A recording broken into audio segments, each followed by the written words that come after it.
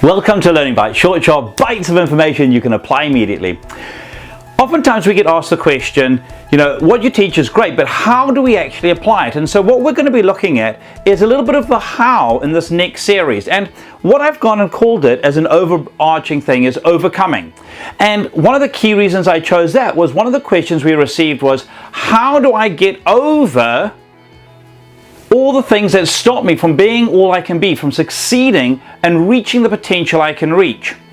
And when I got to think about that, I thought about all the times that I had found myself up against a brick wall. And I came up with this thought here.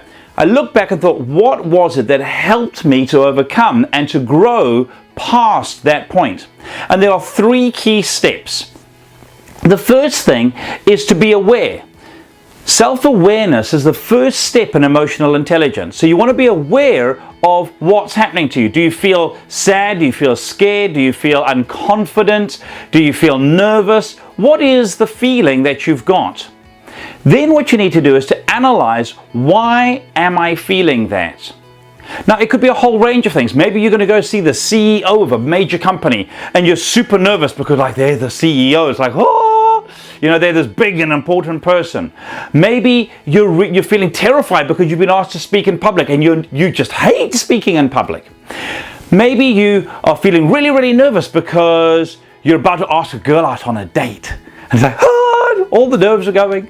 Okay, whatever it is, when we're aware of it, we can then start to analyze, where is that coming from?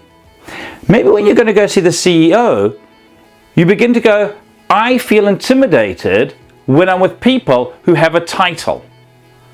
Maybe when you're looking at going out with a girl, it's like, I'm feeling scared and nervous because what happens if she says no?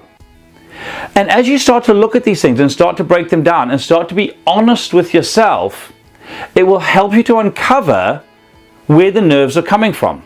Let's take an example that I often have to use because I get asked this often, and that's the one around public speaking. Let's say that you were 7 years old, okay, and you were in class and the teacher asked you a question and you stuck up your hand and went, yes, I can answer this. And in attempting to answer it, you made such an absolute mess of it that the class melted in laughter. Even the teachers, trying as hard as they possibly could, couldn't help but smile. And one of the kids was laughing so much they fell off their chair, okay, which of course just made the class laugh a whole lot more. And you went out into the playground at morning tea time and you didn't want to look at anybody and they were all laughing at you.